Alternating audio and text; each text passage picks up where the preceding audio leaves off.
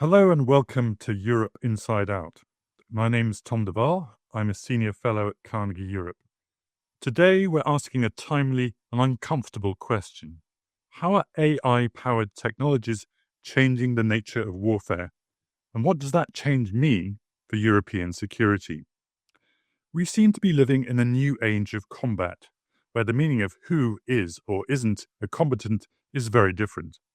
Much of that is down to artificial intelligence, the way it shapes how wars are fought, how targets are identified, how rapidly decisions are made, and crucially, how responsibility is divided between humans and machines.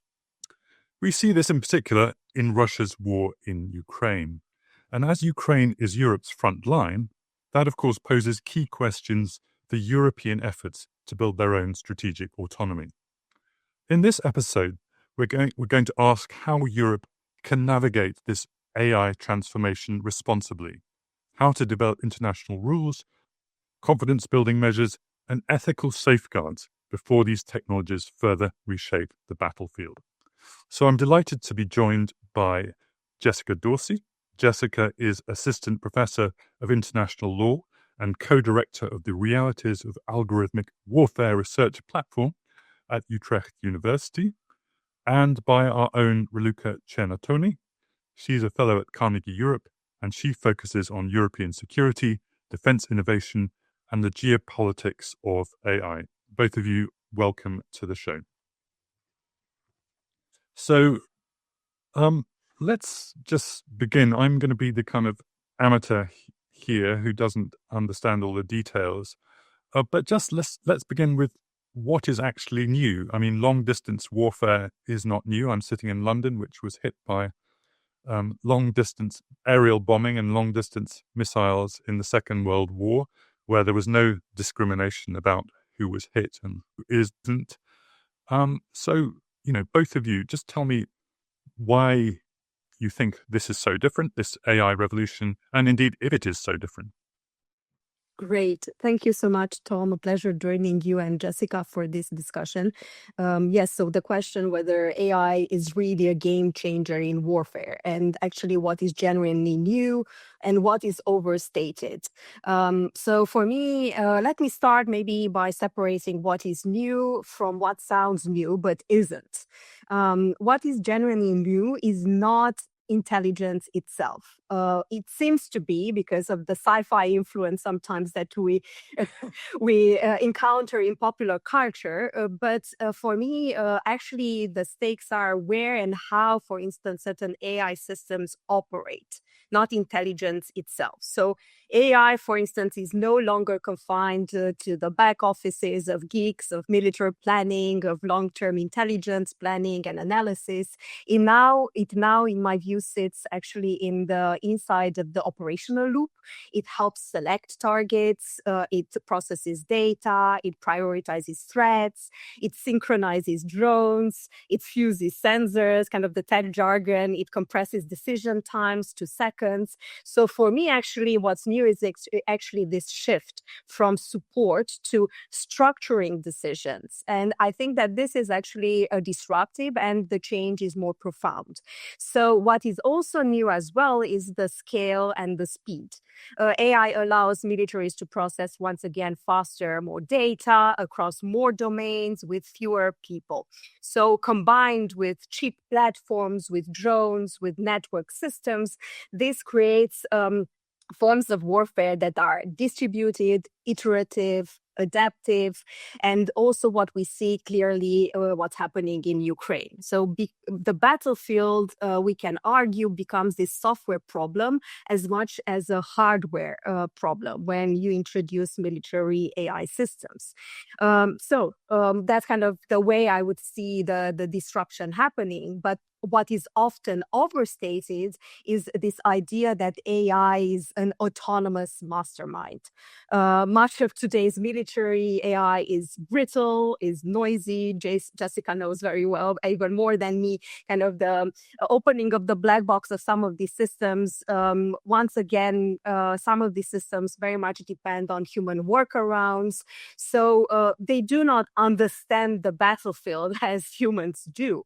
And from this perspective, there is a danger, and the danger is not this one of sci-fi super intelligence, but it is the danger of autonomous bias, of overtrusting these systems, of technological glitches, and the decision making shifting towards this machine tempo without actually sufficient human reflection, friction. And so this is actually the disruptive effect more in the human-machine relationship. And it's not that machines are replacing humans, but actually humans are being reorganized around machines and machine logic. And here for me, and this is maybe just to provide a bit of the bridge to Jessica's work as well, here for me, there are the strategic, legal, and ethical stakes.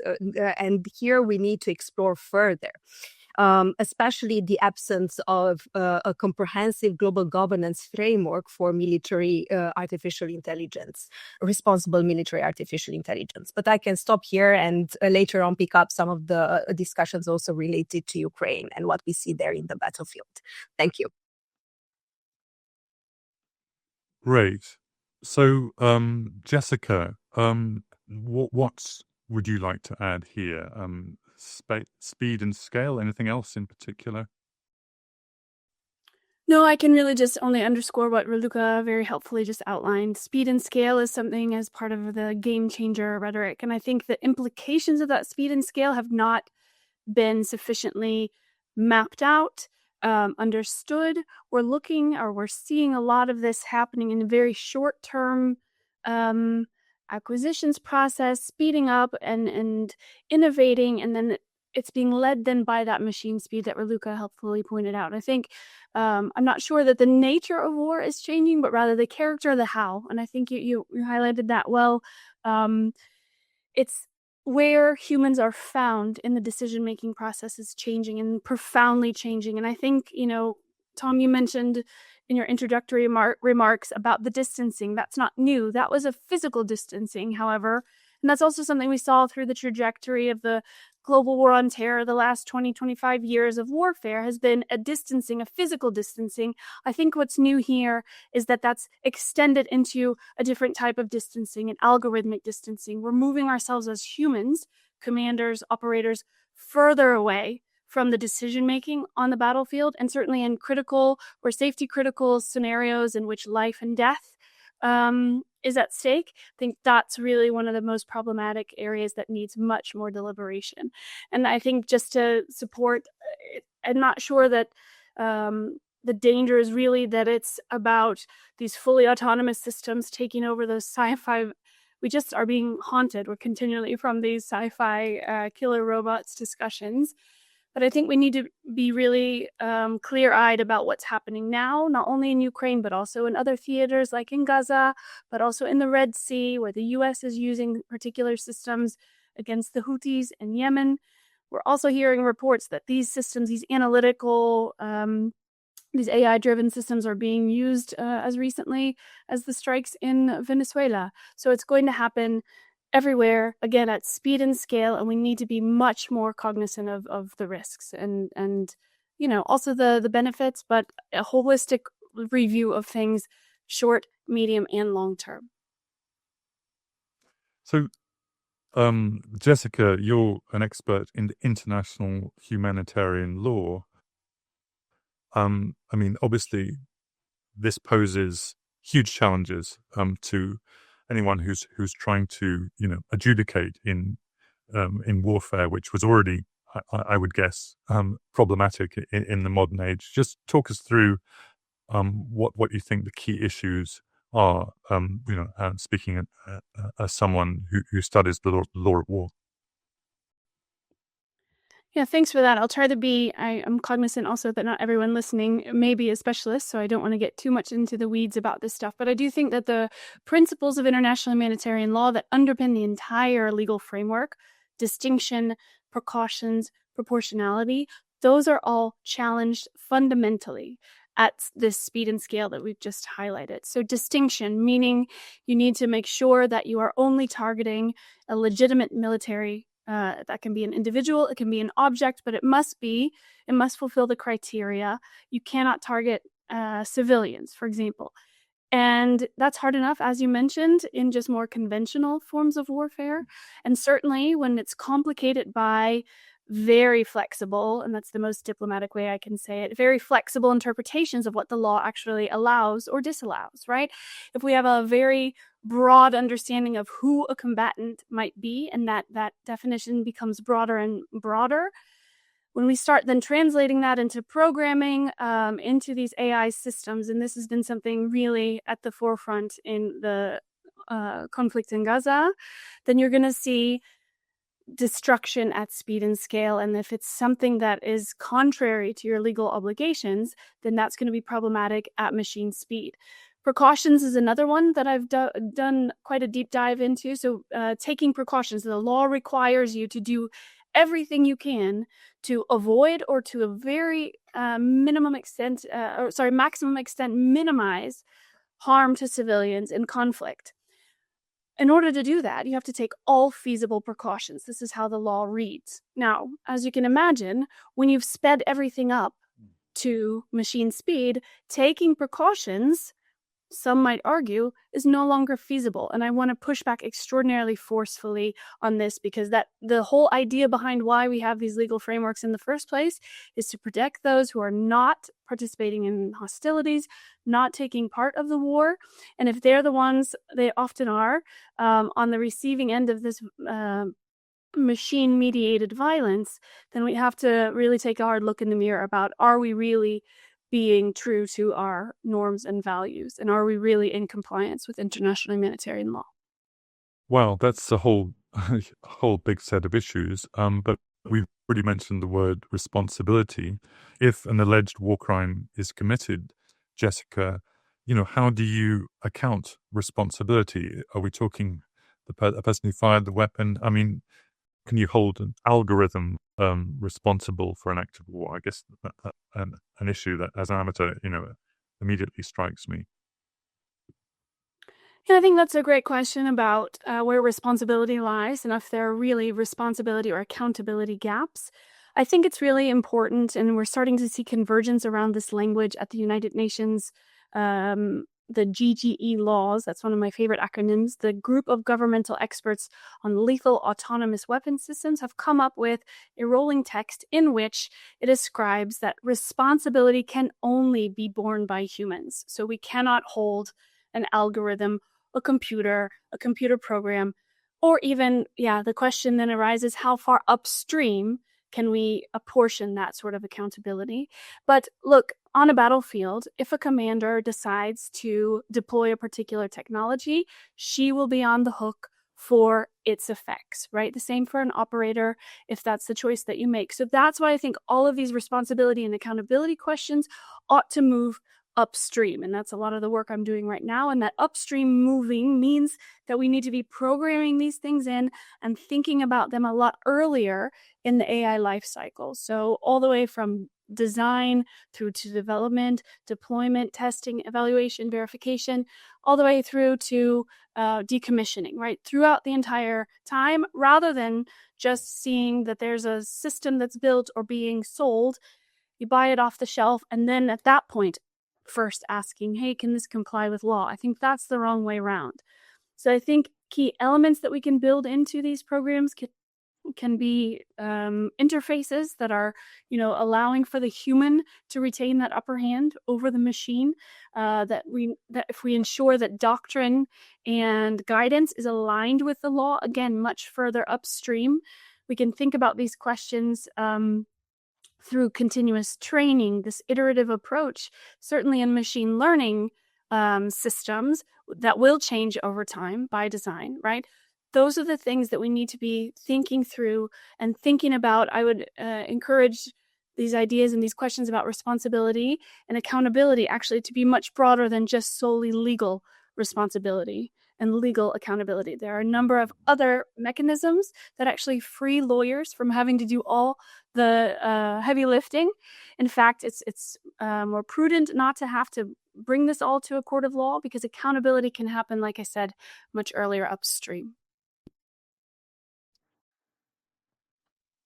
Great. Raluca, I want to turn to you and talk a bit about the European angle of this, how Europeans, are trying to integrate this into their defense strategy. Europe is obviously desperately trying to find its own strategic autonomy between Russia and the United States.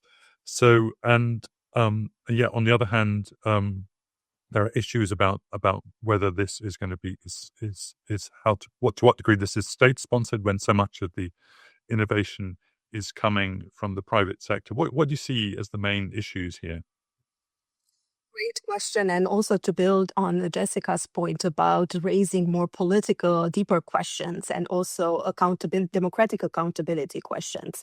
But I will start, let's say, foregrounding the European perspective by actually starting from Ukraine and what's happening there. But also, as Jessica mentioned, in Israel with algorithmic warfare, all that we are seeing now is actually the centering of traditional defense. And this is what I call kind of blurring of lines between the civilian military boundaries, because some of these emerging and disruptive technologies like artificial intelligence are dual use technologies that can be used for both civilian and military purposes. But also that means that we see a lot of civilian tech firms experimenting with AI tools and actually playing an increasing critical role in military operations. And again, this raises a lot of responsibility and accountability concerns because private companies now are becoming these crucial actors on the battlefield by providing data analytics, the very AI systems that Jessica was talking about. They can also enable drone strikes, surveillance operations, so on and so forth, without going into the jargon. Actually, such ventures, in my view, raise a lot of concerns around the increasing militarization of artificial intelligence and also civilian innovation, research and innovation for that matter, and also raise ethical and legal responsibility questions for the private tech sector, especially during conflict. Of course, Ukraine showcases the advantages of deploying some of these technologies. Cheap, adaptable systems that can be configured weekly, sometimes even daily, this iteration cycle of innovation and experimentation with the technologies. And this defense innovation model that we see in Ukraine, of course, favors startups, engineers, grassroots movements, volunteer networks, and also in a way disrupts traditional defense hierarchies. And for me, this is really interesting to look at.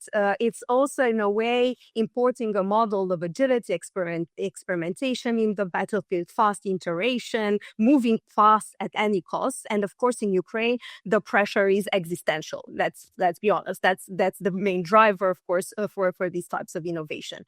But why do I say this? Because it's very important for us to understand how such private tech actors, but also civil society, become arms producers in terms of warfare, and what are some of these ethical, legal, political, democratic concerns of this blurring of lines between civil and military boundaries. And this also raises questions for Europe, because the Ukraine example is now empowering this new strategic autonomy, defense, innovation rethink, especially around this software first, emerging and disruptive technologies like AI with a dual use potential. But also for me, this new logic is a bit more destabilizing because it, of course, challenges the traditional ways of doing defense innovation as we know it. What is really fascinating to follow at the moment is actually what the EU calls new defense. It's a new term that was introduced more recently, but conversation around this term have been going on under different umbrellas, under different concepts.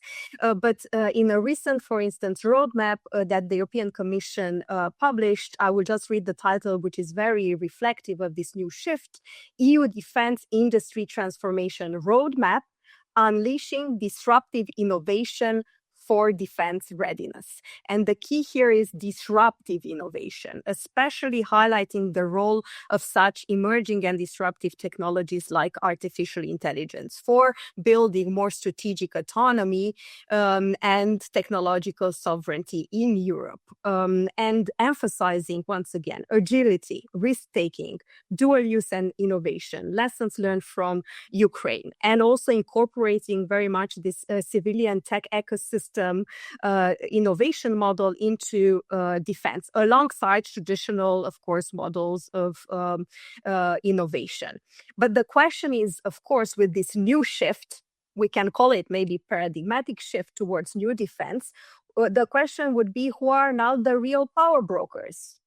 Who is setting agendas when it comes to defense innovation? Who controls data, software stacks, compute, integration of these technologies? What are some of the governance guardrails around them? Can Europe innovate fast without actually hollowing out democratic control and strategic autonomy at the same time? So these are kind of the tension lines that I'm identifying at the moment. I mean, I've been in Ukraine and I met people who were, manufacturing drones, involved in this military tech industry. It's very much bottom up, but it's also one nation, a whole society effort. That makes a lot of sense in the context of Ukraine. But if we're talking about Europe, we're talking about the EU, 27 nations, you do need a top-down strategic approach, which takes into account the need, all the military needs, and also the legal and humanitarian issues as well. Do you see that happening within the EU, Raluca?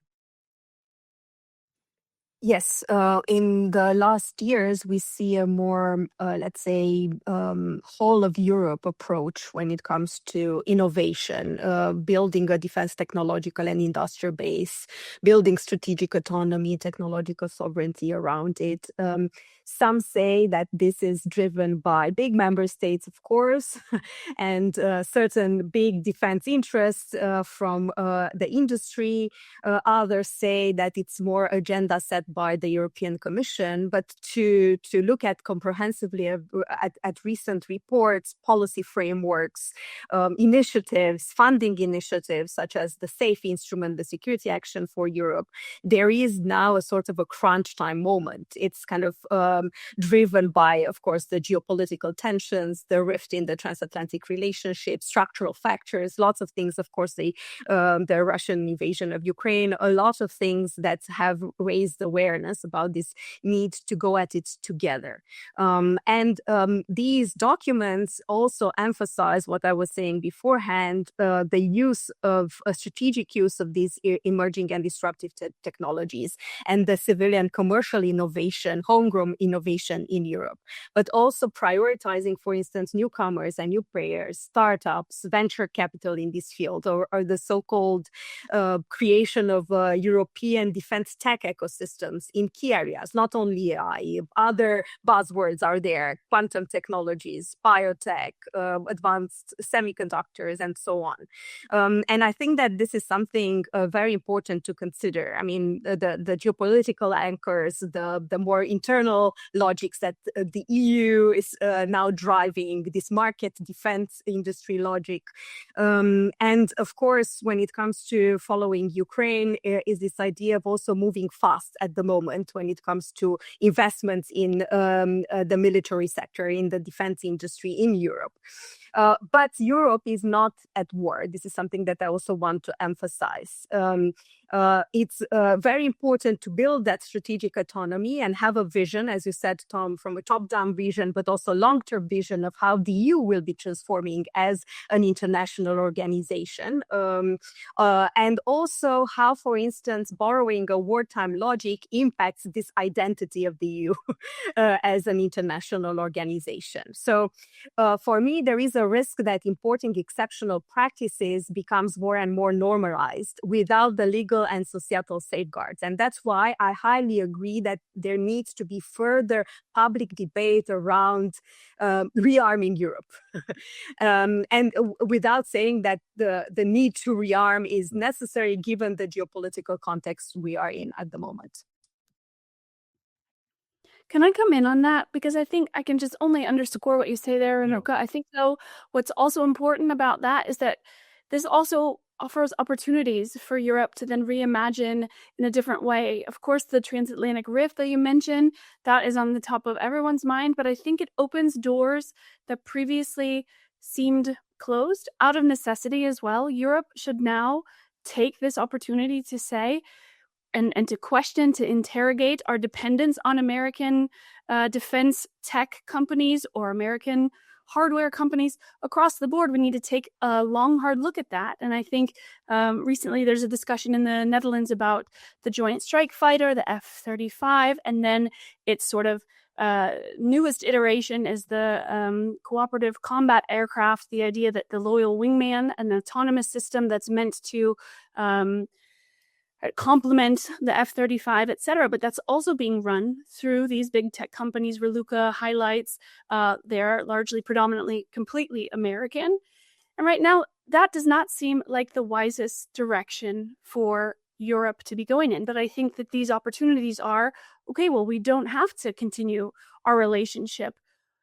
And I think that's important to really underscore these allied relationships and friendships over the years, the last 80 years. We used to rely very heavily on them. We've learned very quickly how that can crumble right before our eyes.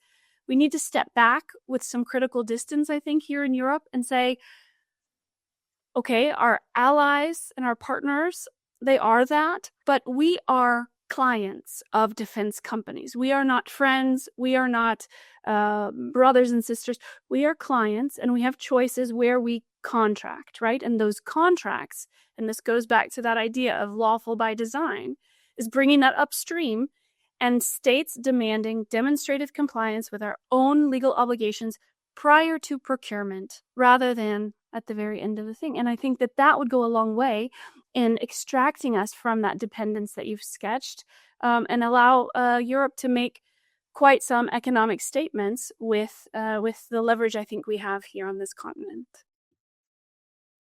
We're almost at an end, but obviously I want to look just in some final thoughts. I want us to look ahead a bit, and I think what I hear from both of you is, all these different trade-offs, and the trade-off that you're also talking about is a European trade-off between observing international law, which is something which isn't particularly in fashion at the moment, and the huge speed with which others are developing this technology. So, what looking forward, how do you see, both of you, Europe being able to handle all these different trade-offs? And in conclusion, the way you phrase that question, I liked it because it triggered in me like a new ad campaign: make international law great again, right? MILGA, that's what we're going to go for. The idea is that this robust system that we've developed over the past 80 years, yes, it's imperfect. Yes, it's open to weird and poor interpretations, but it is actually quite a robust system of agreements we've made. And I think we still follow them, right? I think in Europe, it's an opportunity to reassert the primacy of international law. I've started to see this week, particularly after the attacks in Venezuela, slowly but surely, European leaders, it was very timid at first, but I think I'm starting to see, certainly in the context of what's happening in Greenland, we need to really reassert our position here and stand strong and firm in international law and understand that that is a non-negotiable. So I think in terms of how Europe should manage this in the context of algorithmic warfare or AI-enabled modalities, Europe has to think, as I mentioned earlier, mid and long term. We need to invest in our own capacities. We need to embed those legal and ethical constraints early and often rather than sort of retrofitting them. And we've got to forge our own way forward. And I really actually believe that this is doable. I think it's desirable. I would dare say that I think it's absolutely crucial for the survival of the European experiment. So those are really existential things that are at stake. At the same time, again, offering lots of opportunities to make sure we embed our own norms and values, and we extract ourselves from dependence on another major player who doesn't seem so enthusiastic about those same norms and values. I will even add further on, in a way, the need for this whole of society democratic discussion around rearmament in general, but then also the role of these disruptive technologies like artificial intelligence or military AI or so on. And also be cautious about some of the stories we are telling around some of these technologies. Because for me, disruption, whenever you talk about disruption of the battlefield, disruption of this and that, even in the commercial sector, for instance, is also very business oriented and governing story.